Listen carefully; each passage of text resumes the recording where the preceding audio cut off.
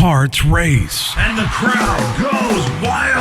All across the nation, the Dirt Track Warriors duke it out for what matters the most. The trophy and the glory. This is Gas and Glory, presented by R&R Enterprises. And welcome back to Gas and Glory, the place where we talk about what matters the most, the trophy and the glory. It's Kyle Luters and Neil Quick coming to you direct from the studios here at R&R Enterprises. Huge show on tap today, folks. Great racing news and notes and a huge Titanic-size announcement today. Neil, are you excited for this, buddy? Yeah, really kind of pumped about it. I've been waiting to announce this announcement coming up. You were waiting to announce the announcement? That is awesome. Yeah. No, it's super pumped about it. Something we've been working on for a long time, and really excited to get it out there in the public and talk about it to the race fans. Yeah, that's coming up here in just a little bit, but as we always do, it's time for a recap of how the Team R&R drivers did. And first up, man, Donny Schatz, already getting hot, takes the victory at I-96 Speedway this past weekend, and he holds the points lead over Darren Pittman, Joey Saldana, Paul McMahon, and Kerry Madsen in the World of Outlaws STP Sprint Car Series.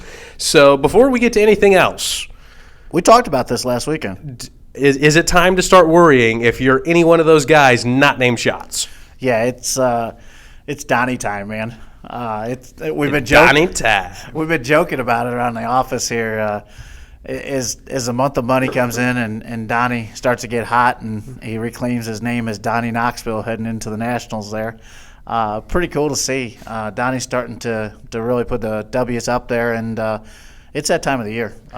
They seem to, at the beginning of the year, they seem to just play around, tinker with a few things, and then all of a sudden they come to life, and it looks like that time of the year. You know, they're coming to life earlier and earlier each year, and that's the scary thing for the competition, because this guy's pretty much unbeatable after, let's say, July 1st.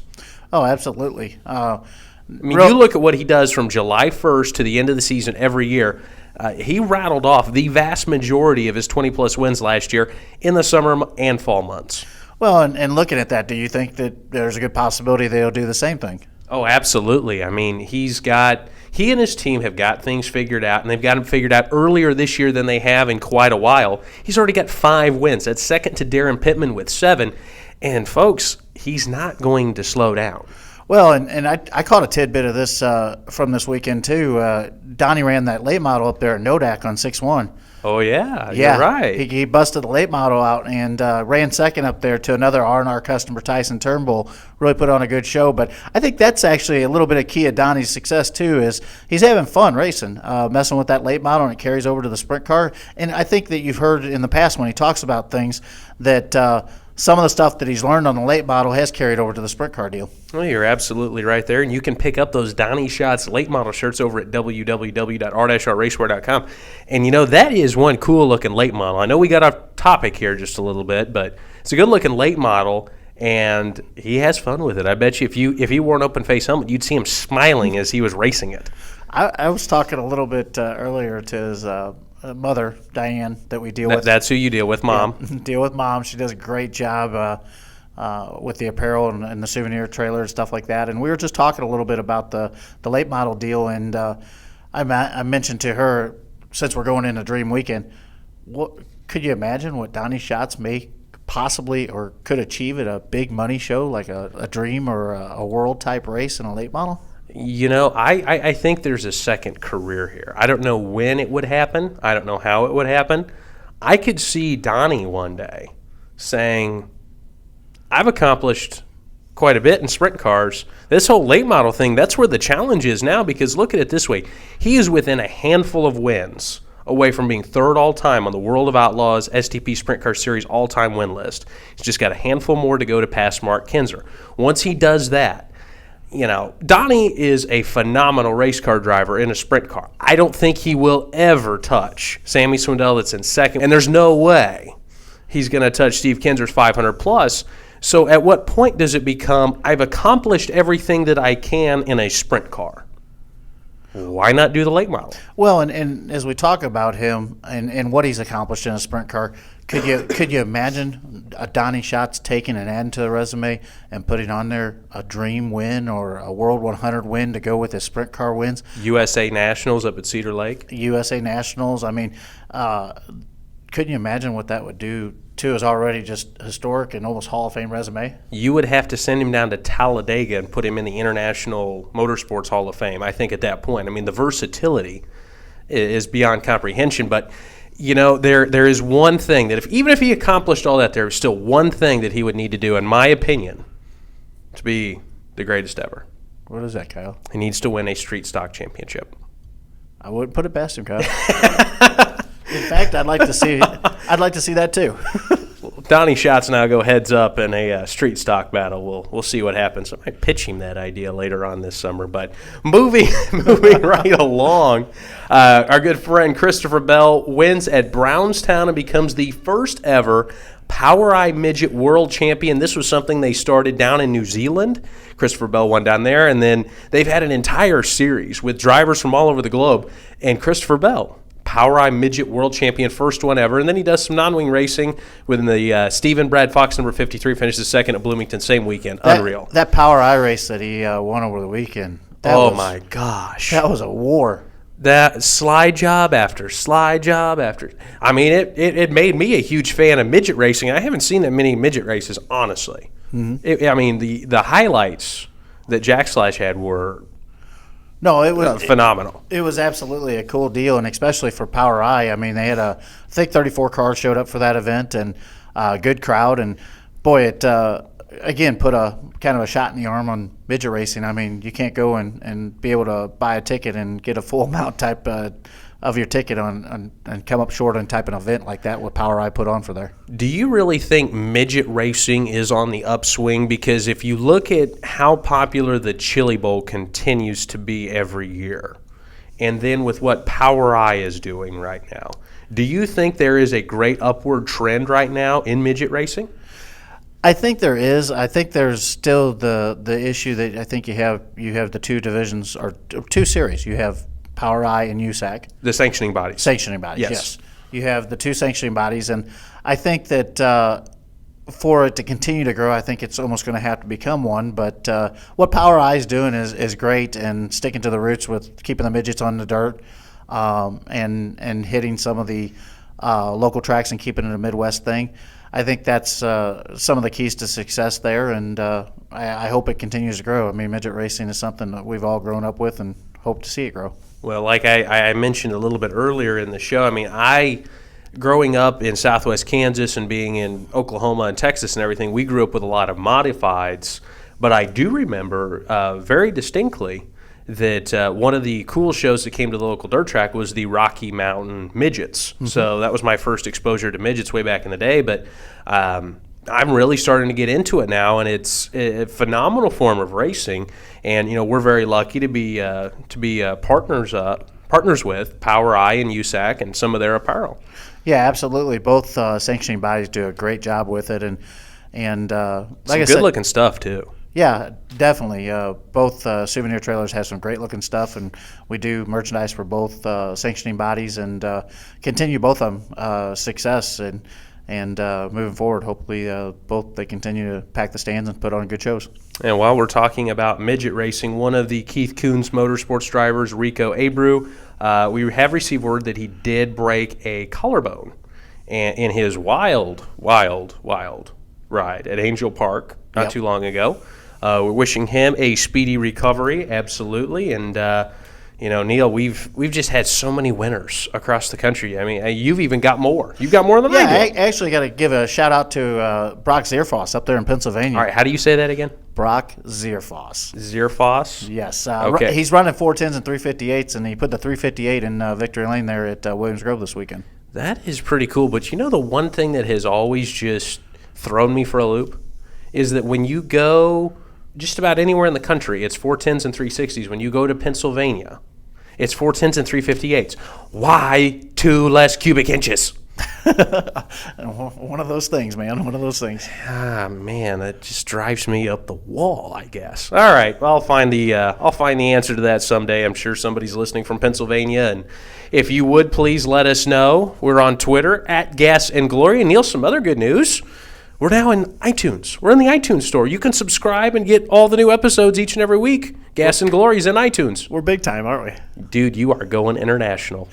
I thought I was there already. Yeah. So congratulations to all of these drivers and all the Team R&R guys on a great weekend. Certainly phenomenal. And, we're very proud of you guys. And that's a recap of how Team R&R did this past weekend. And, Neil, we could barely contain our excitement getting through that opening segment now because we get to talk about what we've been so jazzed up about the past couple of months. And we're going to bring you guys into our studio right now. There, you see right in front of us, R&R Diecast is here. Take a look at it. We've got the 3 boxes. We sent out a teaser photo the last week, and we're going to have another video coming out that you guys need to watch for. Subscribe to us, the little R&R logo at the top right of the video player here on YouTube. And if you're on iTunes, check it out on YouTube. By the way, we are in iTunes now. We did mention that earlier. But subscribe to us so you can get an email when that video comes out. But that video, Neil, is going to explain the nitty-gritty about this diecast, give you a look at it, and let you in on a way that you can win some very special editions of them. No, yeah, it's very cool, and really the diecast never went away. It was just in a delayed period there, and super pumped for it to be here, and really excited. I know as we've talked, a lot of things went into getting the diecast and getting it back up and going, and number one was definitely the fans of R&R Sprint Cars. We love you guys. You guys are awesome. The continued motivation from you fans, emails, messages, different things to keep us going, and really excited and can't wait to show the cars. They look fabulous. They do. We've had them in our offices now for a couple of weeks, sending them off to teams to get approval there, and I've been here for a little over a year, Neil. I cannot remember a time excuse me, where there was more buzz and more excitement than there has been the past couple of weeks. Well, it is. It's cool seeing the cars coming back in and seeing the changes and different things that we've done to make them better, and super pumped to see both scales, the 118th and the 164 scale cars coming in. That was one thing we did need to touch on. We do have the 118th. We do have the 164th. They will be in limited quantities, and you'll be able to pick them up at www.r-rracewear.com coming up here very shortly. We ship anywhere in the world. That's great. Yeah, it is, and super pumped. And that's, again, some of the thing that kept us going with the diecast was the fact that we have a worldwide fan base, the folks in Australia and New Zealand and here in the U.S. That have supported us through the venture of the diecast, and really super excited to get these things out there and in the collector's hands. Neil, first off, folks, we're very excited about it if you can't tell, but if you're ever at the racetrack and you see Neil Quick and you're a fan of the diecast, please make sure to go up, shake his hand, give him a hug. He also takes any type of food tribute from the track concession stands. I joke, but really, Bud, you were one of the big driving forces in getting this diecast program into that right fit to get it up and going again. So what I want you to describe now to the fans is talk about the process that goes into making one of these cars, from all of the approvals, the proofs, the artwork. It is a much, much more complicated process than I think a lot of people realize. Well, it's easy to take for granted once you see the final product sitting there, and even for us. And granted, the final product is impressive to see. The cars is highly detailed with all the parts and the graphics on the cars, but the work that goes into these, not only on my part, as a company's part, from the top to the bottom, from management, myself, the art room, the teams, their licensing and marketing people. Yep. There's a lot that goes into this, and it starts out as an idea of replicating one of the cars off the track as a diecast and getting everything correct. But when you think about it, these cars have a lot of logos and different sponsors, and And as a driver, you get a die-cast car made. You want to make sure that you reward those sponsors and continue to grow that relationship with those. So all those logos are very important that they get on the cars. So the process that we go through in die-cast with the decaling and the tampo processes, it is an intense process to replicate and make the cars look super cool. And in the end, that's what sits on the desk and in the collector cases and shelves. And it is a really neat deal. And to watch it go from start on paper and an idea of replicating one of the driver's cars and seeing that as you get there and see it come to the end process and product going out to collectors and of course the excitement that they get and that's what keeps you going with the die-cast part of this business. It's super cool and really it's kind of a neat thing too for our younger fan base since we do the 1/64 cars. We've all I can tell you as being an adult now and seeing my son is 11, and some of our drivers, we've talked about this before, their children. Oh, yeah. They start out in the sandlots playing with our 1/64 sprint cars. That's how we grow our fan base for sprint car racing. Oh, yeah. You got a very good point there, and that kind of leads into something else. I mean, you want to talk about playing in the sandlots, doing all those cool things like that. Excuse me, once again, sorry, folks, there. There's a certain element of pride when it comes to having one of these models made because it is a representation of that car for that year, and you can, if you're a driver, you're a team owner, you can, or a sponsor even, you can always look up to the shelf if that car's up there and go, man, think about all the cool things we did that year. That's part of the glory in Gas and Glory. That's part of the stuff that we like to celebrate here. The money is great, don't get me wrong, but it's those memories of race victories, close calls, and championships in some way is represented by these die-cast models. Well, I think it becomes a part that as an item and as a collector, it's part of history sitting on your shelf. Oh, absolutely. And that's what, again, like you talk about Gas and Glory in the show and the different things that we do here, that's what it's all about. It's about having that cool-looking trophy sitting on a shelf and that cool-looking die-cast car and the cool-looking bench stories that go with it. So that's what the whole idea and keeping the excitement about the sport going. Well, there you have it, ladies and gentlemen. R&R sprint cars are here. We're going to show you what they look like and give you all of the nitty-gritty, the down and the dirty details on them. Coming up in a video a little bit later on. Now, you'll want to subscribe to the R&R channel on YouTube. And if you're watching us on YouTube, it's that little R&R logo at the top right. If you're listening on iTunes, go to YouTube, find this week's show, and be sure to follow along. And you will get an email the moment that diecast video comes out, and it'll explain all the details and even how you can win a very special edition of some of these fine pieces. But, man, dude, just once again, so excited to have R&R Diecast once again in the building. People are buzzing. We're very happy. Well, super stoked about it, and again, the cars and the drivers that you're seeing coming out of here in the diecast are a lot of the input from the fans. So that continued aspect of what we're doing. We'd love to hear from you guys as fans and what cars and different ideas you'd like to see, and we'll continue to pursue that in the future. While you're on that point, yes. Do we have the ability to make a snowmobile or street stock? No. Okay, I'm out. All right. Glad we got that covered now. I'm telling you, it's going to be awesome. I needed, come on, I need a street stock diecast here. Kyle, no. Do you realize how many ones of these cars we would sell? Yeah, 2, 3. I'd buy 5. Okay. Well, you'd probably have to buy all of them, Kyle. Five's not going to get the job done, Kyle. 5's not going to get the job. Well, you know, when I could probably give another 10 out to my fans. You're still going to come up a little short. I hear you there, buddy. We're going to preview the weekend coming up now that we've gotten the diecast announcement out of the way. The World of Outlaws STP Sprint Car Series heads to Kokomo. Yeah, I had to do it. You know I had to do it. I seen it coming. The Beach Boys were on my iPod this morning. Oh, no. And then they head up to I-80 in Nebraska and then Lakeside in Kansas City, Kansas. Big time weekend for the World of Outlaws. Some varying sizes of tracks, varying degrees of banking. Should be a very good 3-race swing for the greatest show on dirt. Yeah, it'll be interesting to see if Donny continues his strong performances of late, and seeing, again, continuing runs by Joey and Paul and Darren. It's going to be interesting to see how the next week shakes down. Those 4 drivers in the top 5 of World of Outlaws STP Sprint Car Series points, and also proud Team R&R members. One of the coolest swings of the year coming up, Neil. The USAC Sprint Cars go on their East Coast swing, and it's always a good show when the USAC non-wing Sprint Cars hit some of the greatest tracks in Pennsylvania. Yeah, besides Indiana Sprint Week, I think this is the second biggest deal for USAC non-wing cars.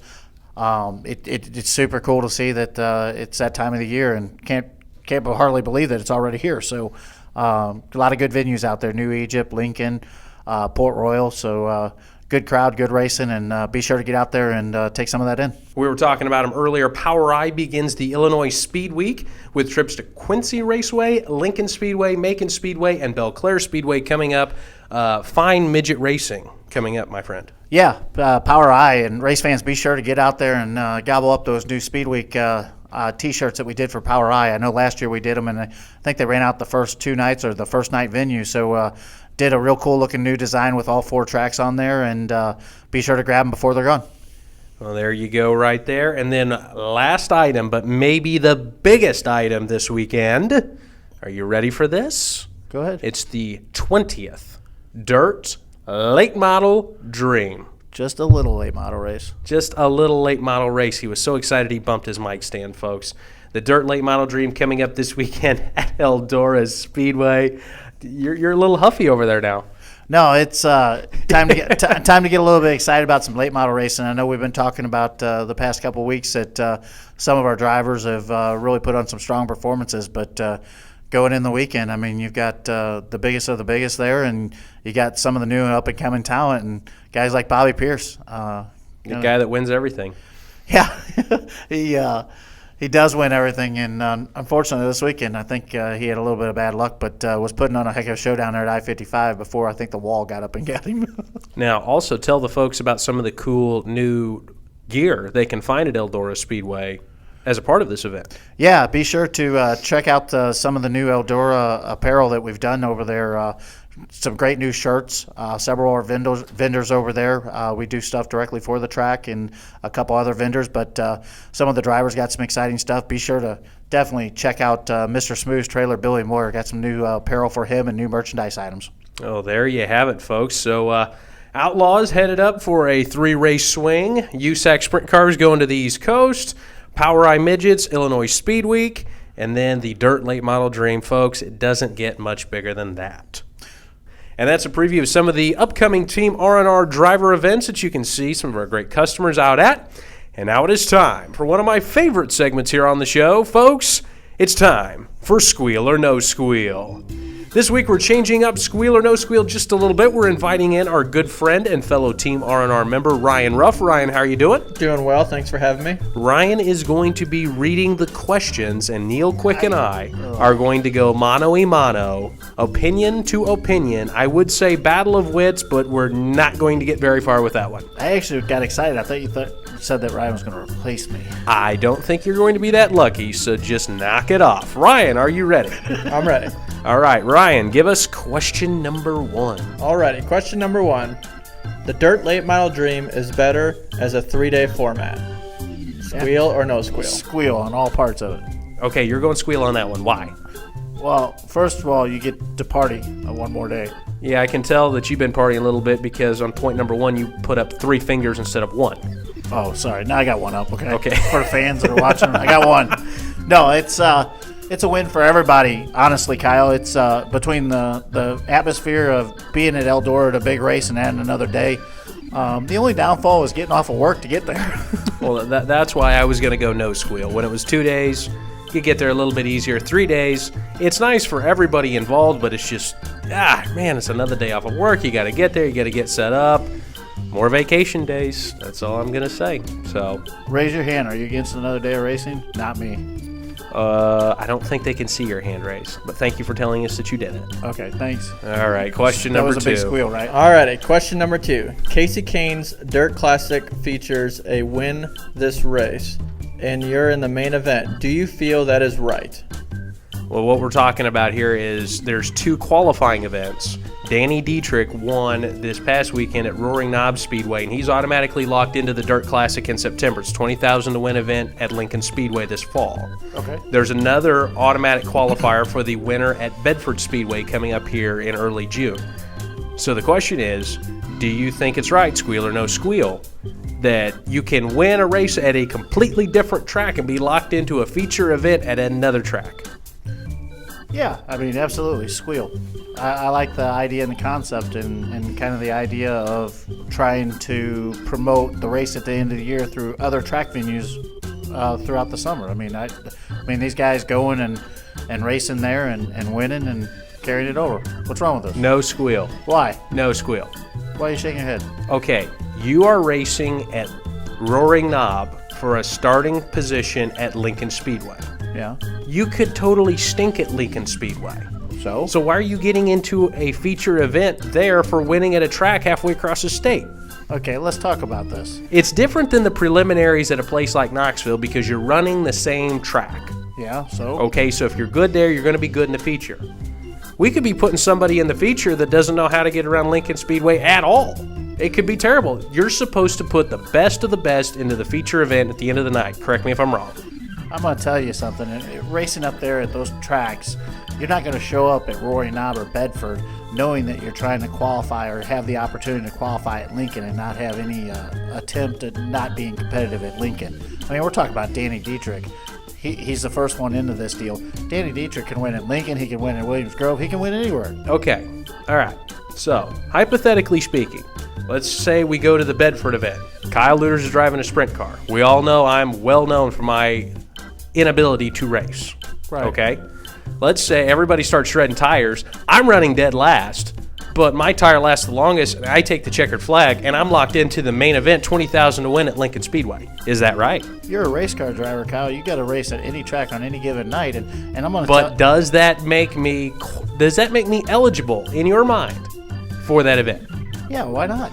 I just don't. That's the I format. think your feature should be the however many. Let's take 24. The 24 best. There's too many positives to this, Kyle. You're going to lose it. I mean, look at it too from the fan aspect. Say by chance Kyle Luter starts dead last, and he does make it to the feature and he wins the race on a tire deal. Okay, I'm a fan of Kyle Luters. He doesn't run Lincoln Speedway. Hey, you're going to go run Lincoln at the end of the year for a chance of $20,000. I'm going to go buy a ticket for that. That's called cross promotion between the tracks. That's great promotion. I agree with you there a little bit. I just think that if you're going to have quote-unquote preliminary events, they need to be at the track that the main event's going to be done at. That's all I'm saying. That's why I'm going No Squeal on that, and we got to move on to question number 3. All right, this is my favorite question out of all of these, just because I'm participating in this. Question number 3. Team R&R wins the St. Louis Soapbox Derby this weekend. Squeal or No Squeal? Oh, Squeal, baby. Squeal too. I mean, You better not say anything other than Squeal. Well, I mean, That was a softball for Neil. I didn't want him to miss one. wow, I think that was a jab, wasn't it? Just a little bit, but that's the point of this. Well, you guys got to keep in mind that Team R&R is involved with this deal. Well, I mean, there is a chance of some legalities coming up with this. yeah, tech inspection's going to be a little hazy. Hazy? There might be some gray areas. I mean, Neil and Ryan are involved in this project. And I built it. Yes. I and Albert Rideout built this car. And this is all good in the end for the kids. Yes, it is You're- a big deal. We're excited to be involved with absolutely. it. So it's a lot of fun, and we joke about it here, but really excited for this weekend, and hopefully we have some great footage that comes back for the race fans to see of it. Oh, we're looking forward to it. We know some people around here that print shirts, so we're getting some shirts made up. That's pretty cool. Yeah, it was pretty cool to find those guys. But yeah, looking forward to it. It's going to be a great weekend. If you're in the St. Louis area, come on out to the hill and cheer us on. What do we get if we win this thing? Oh, we get to go to Akron, Ohio for the World Championships. Absolutely. And we get a week off work. We do? Yeah. I'm in. We're there. Is that a universal squeal? Yes, definitely squeal. Squeal. All righty. Well, ladies and gentlemen, that was Squeal or No Squeal. We want to thank Ryan Ruff for coming on into the studio and asking the questions, bud. We appreciate it very much. Thanks for stopping by. No problem. Thanks for having me. And we want to thank each and every one of you guys for tuning into Gas and Glory. And remember, you can pick up some phenomenal gear over at www.r-rracewear.com, the web's largest store for dirt track racing merchandise. On behalf of everyone here at R&R Enterprises, he's Neil Quick, he's Ryan Ruff, I'm Kyle Luters, and we'll see you next time. You've been listening to Gas and Glory, presented by R&R Enterprises. All rights reserved. Please visit the web's largest sprint car store today at www.r-rracewear.com. The views and opinions expressed in the show are the host and guest alone and do not directly reflect those of R&R Enterprises.